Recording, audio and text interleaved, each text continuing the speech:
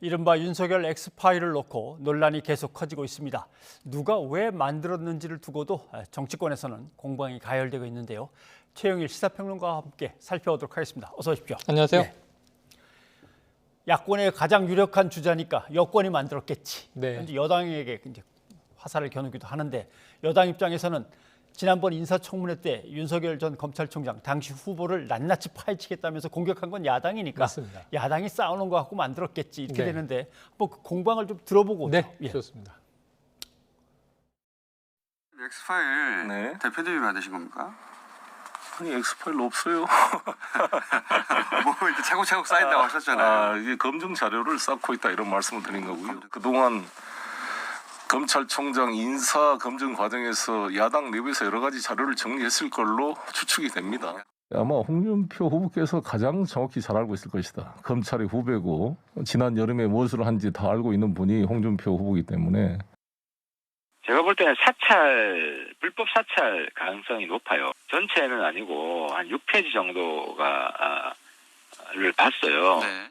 여당 측 관련사들이 작성한 것 같은데 이것이 여당 측에서 공개 못하는 이유가 이걸 공개했다가 당신들이 비난했던 불법 사찰을 당신들이 할 수 있느냐 그 시비에 말리기 때문에 공개를 못하는 게 아쉽습니다.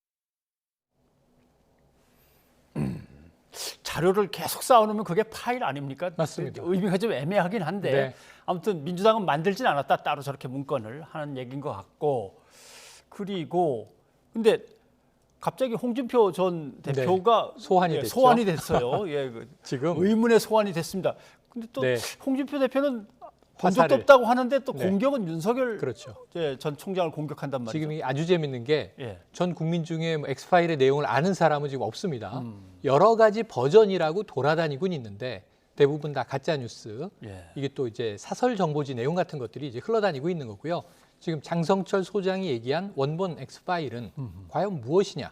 누가 왜 어떻게 만들었고 어떤 출처와 근거로 어떤 이유로 이렇게 또 유통이 된 것이냐. 예. 이거 지금 오리무중이거든요. 추측만 난무하는 가운데 처음에 민주당 송영길 대표가 윤석열 파일 얘기를 했죠. 예. X가 붙으면 조금 분위기가 좀 어둠의 냄새가 짙어집니다. 예. X파일 그럼 좀 이제 이상해 보이고요. 그래서 처음에 얘기한 건 윤석열 파일을 차곡차곡 쌓고 있다. 말씀하신 대로 파일은 예전에는 저희 캐비넷에 황색 이 종이철을 예. 파일이라고 불렀죠. 지금은 이제 컴퓨터 안에 자료를 모아놓으면 그게 파일인 것인데 과연 이것이 뭐 종합적으로 모여 있는 것이 있느냐? 송영길 대표는 이런 얘기를 했어요. 자, 고위공직을 지낸 분이니까 예. 인사청문회도 거쳤고 인사 관련 검증 자료들이 있지 않겠는가? 그렇죠. 공문서로 있겠죠. 예. 그럼 그 내용을 들여다보면 거기는 이제 뭐 약점이 될 수 있는 얘기나 좋지 않은 얘기가 있을 세평이라고 우리가 흔히 얘기합니다. 그런 것들이 좀 있지 않겠나 하는 기대감 정도를 얘기하면서 갑자기 공을 홍준표 무소속 의원에게 넘겼습니다. 예. 이 검사 선배이고 잘할 것이다. 지난 여름에 무슨 일을 했는지까지 아는 분이다라고 하면서 공을 탁 넘겼는데 홍준표 무소속 의원이 이걸 쳐내지 않고 예. 또 받았어요.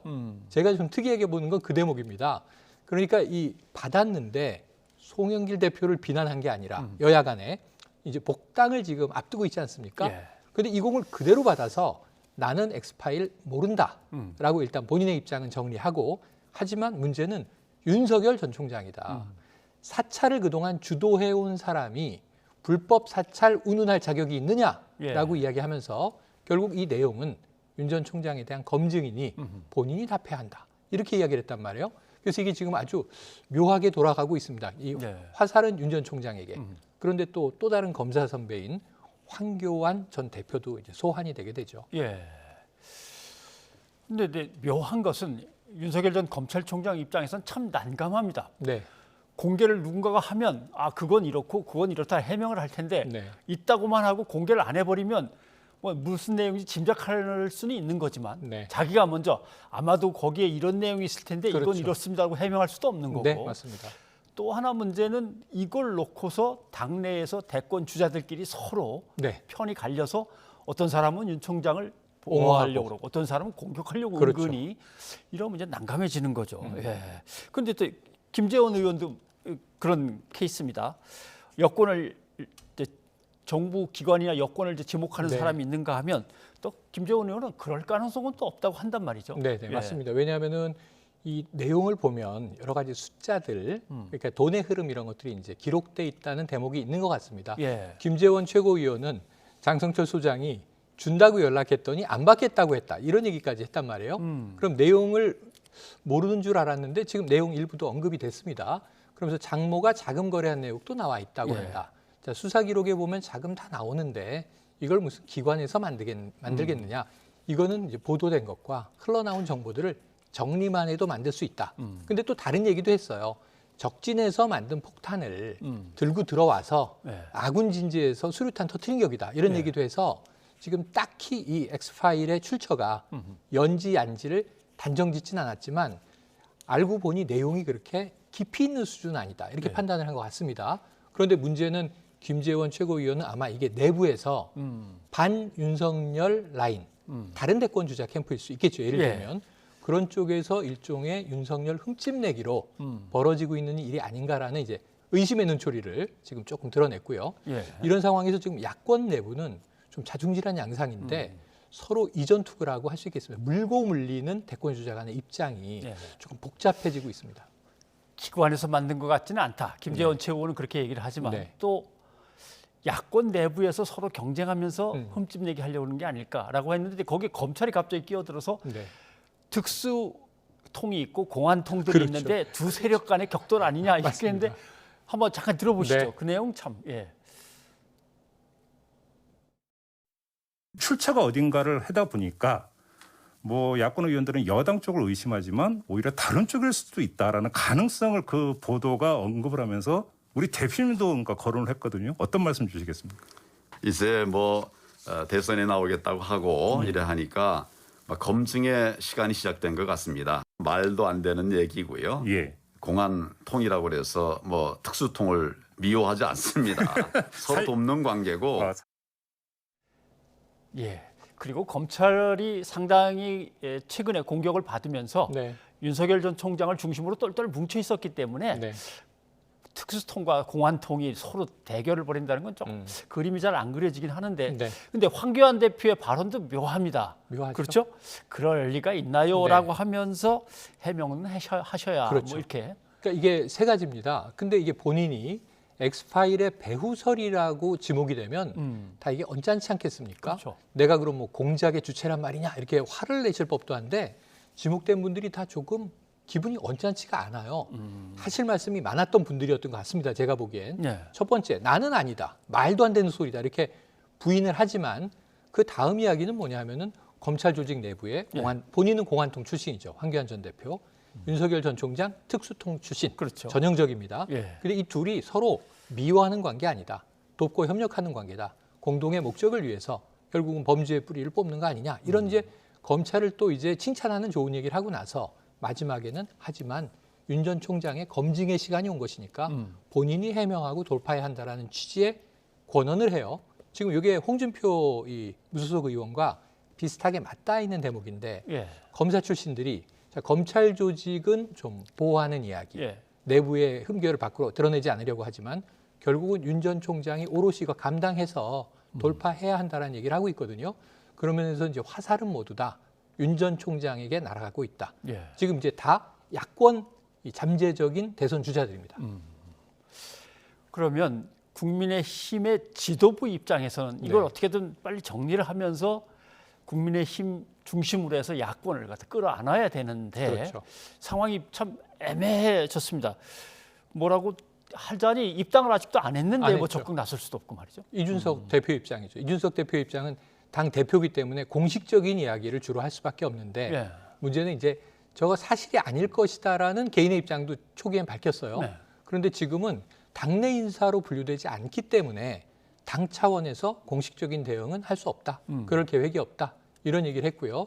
아까 이제 김재원 이제 최고위원의 경우가 우리가 보호해야 되는 거 아니냐. 예. 우리 쪽 사람으로 이건 분류해서 우리가 방탄해야 한다라는 입장이거든요. 근데 여기에 대해서는 또 다른 대권 주자 하태경 의원도 있지 않습니까? 하태경 의원이 일단 화살을 이제 여권으로 돌리는 입장이에요. 왜냐하면 자기도 일부밖에 모르지만 결국은 이것은 이 정부 기관의 냄새가 난다. 장성철 소장도 두 개 버전의 이제 문건이 예. 하나는 이제 정부 기관에서 만든 것 같고 하나는 이제 여당에서 그 내용을 가지고 어떻게 대선전에서 전략적으로 활용할 것인가를 담은 지침이다. 이렇게 이제 분류하고 있어요. 그래서 어쨌든 지금 이 문건에 대해서 의견은 10인 10색인데 예. 문제는 문건의 진출처가 밝혀지지 않았기 때문에 이 정도 되면 누군가는 수사 의뢰 정도를 하고 이 문건의 진위 그리고 문건의 작성자, 예. 작성처를 밝혀달라.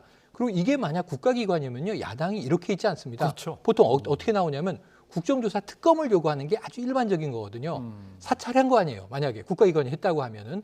그리고 이제 윤석열 총장의 얘기가 그겁니다. 자, 이거 괴문서인데 출처불명의 이 내용을 들어보니 국가기관이 개입했다고 하면 불법 사찰이니 여기에 대해서는 이제 집권당이 책임져야 하는 거 아니냐라는 비판을 하고 있는데, 자, 문제는 뭐냐면 이 뭐 문건 자체를 누군가 책임 있는 사람이 조직이 확보하고 그 내용을 담당해야 되고요. 또 하나는 내용에 대해서 장 소장 얘기를 이제 빌어오면 예. 20여 건이다 이렇게 얘기를 하고 있어요. 본인, 처, 장모와 관련된 이야기다. 그런데 지금 사실 이 중에 한 10건 정도는 예. 보도로 다 알려져 있는 겁니다. 이건 지난해 추미애 전 장관이 주로 이 당시에 현직 총장, 윤석열 총장을 감찰할 때 예. 예를 들면 보시면은 이제 윤대진 검사, 친한 후배죠. 그 친형이었던 윤모 전 용산 세무서장에 대한 건, 그리고 예. 이제 장모의 지금 재판 중인 건, 그리고 또 다른 사기건, 그 다음에 처의 지금 이제 이 주가 조작 개입 의혹, 또 하나는 본인이 운영하던 회사의 협찬이 포괄적 뇌물이냐 아니냐, 예. 뭐 이런 것들이 지금 몇 건 있단 말이에요. 그리고 지금 이제 수사 중인 것도 있는데 검찰이 서울중앙지검이 1년 4개월 동안 그냥 뭉개고 있는 사건들이 있습니다. 그러면 이거는 검찰이 진위를 밝혀줘야 되는 내용들이 문건에 오버랩돼 있는 거거든요. 그래서 이런 문제들을 좀 하나하나 불을 꺼나가야 되는데 오늘 이제 이 보도를 하나 제가 보고 이 진위는 확인해봐야 됩니다만 인용을 한다면 자, 윤 전 총장 측근이 문건을 입수했고 내용을 검토해본 바 큰 문제는 아니다. 그러니까 이것이 아주 큰 치명적인 건이라기보다는 하나의 두루뭉술이한 개념으로 예. 윤 전 총장에게는 무언가 구린 구석이 있다라고 하는 하나의 뭐 소동요 같은 정황이다라고 이제 판단한 것 같아요. 근데 이러나 저러나 대응을 해야지 대응하지 않으면 계속 예. 이 상상만 무성해지고 팩트는 사라집니다. 어차피 한꺼번에 판도라의 상자처럼 열리면서 쏟아져 나오면 네, 뭐 일일이 해명을 안 할 수도 없는 거고. 그렇죠, 맞습니다. 그또 일일이 해명하고 공방이 오가다 보면 상당히 길어지고 그러면 이제 진짜 대선 후보 뽑아야 되고 네. 대선이 닥쳐오고 이렇게 되니까. 그렇죠. 입당 문제도 예, 있고 지금 입당도 있고. 단일화 문제도 있고 8개월 동안 윤 전 총장이 가야 될 길이 멉니다. 네, 타이밍이 이게 쉽지 않은데 말이죠. 그렇습니다. 결국 그러니까 또 이제 나서야 될 인물이 한 분 계시죠. 김종인 전 비대위원장이 나섰습니다. 그쪽이 참 초조한 것 같아요. 우리 집사람을 맞습니다. 저쪽 부인이 만나자고 한 것 같은데 뭐 이렇게 얘기를 했는데 네. 말이죠. 이것도 이제 이 사실이 아닌 것을 이야기하는 분은 아니니까 그렇죠. 이것도 팩트일 것 같긴 한데 묘합니다. 자, 지금 윤 전 총장 측이 초조한 것 같다. 이걸 전제로 했고요. 왜 그러느냐?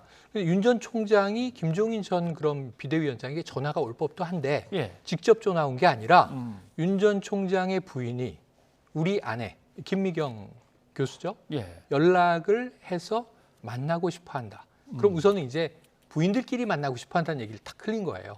왜 그러겠느냐. 근데 문제는 이 윤 전 총장의 배우자는 지금 의혹 안에 포함되어 있는 인물이지 않습니까?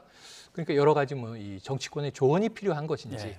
이런 부분들에 대해서 조금은 김종인 전 위원장의 이 이야기는 또 묘한 뉘앙스를 풍겨서요.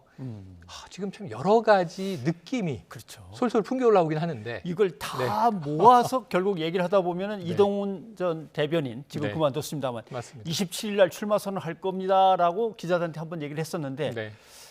또 그만둔 다음에 아니 27일은 휴일이라 안 될 것 같고 네. 한 하루 며칠 뒤나 뭐 네. 이렇게 하다가 다시 7월 재판 끝난 다음에 이렇게 해서 자꾸 미뤄지는 것 같습니다. 7월 2일 이후가 되겠죠. 일단은 왜냐하면 7월 2일이 지금 장모가 연루돼 있는 일명 이제 불법 사무장병원 운영에 대한 재판 판결이 나오는 날이에요. 여기서 만약 유죄가 나오면 좀 휘청하는 타격을 입게 됩니다.